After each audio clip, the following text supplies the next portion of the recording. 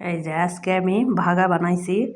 এই ভাগাগুলো গুড় ছাড়াই সাদা, মানে শুধু আটা দিয়ে ভাগা বানাইছি। আর এই ভাগাটা খাওয়া হবে উত্তরবঙ্গের বিখ্যাত আলু ঘাটি। এই যে এভাবে আমি আলু ঘাটি দিয়ে ভাগা খেয়েছিলাম অনেক ছোটোবেলায়, যখন মানে ইলিশ মাছের কেজি 50 টাকা ছিল, তখন খেয়েছিলাম। ইলিশ মাছের মাথা দিয়ে এই আলু ঘাটিটা করা হতো তখন আমাদের বাসায়। তখন এভাবে আলু ঘাটি করা হতো ইলিশ মাছের মাথা দিয়ে। আর এভাবে সাদা ধুপি বানায়, এই ধুপি দিয়ে এই যে এভাবে খেতে মানে খুব অসাধারণ স্বাদ লাগে। আর আজকে আমি এটা শাটি মাছ দিয়ে আলু ঘাটি করছি, করে এই যে শাটি মাছ দিয়ে এই আলু ঘাটি। এখন তো ইলিশ মাছের কেজি 1500 টাকা,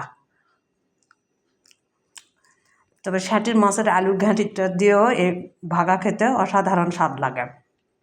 এই খাবারটি উত্তরবঙ্গের মানে জয়পুরহাট দিনাজপুর জেলার একটি মানে ঐতিহ্যবাহী খাবার। জয়পুরহাট এবং দিনাজপুর জেলার মানুষেরা এটা খুব পছন্দ করে। তারা যখনই ভাগা বানায় তখনই এভাবে আলু ঘাঁটি করে আলু ঘাঁটি দিয়ে এই ভাগাটা খায়। অসাধারণ স্বাদ খেতে।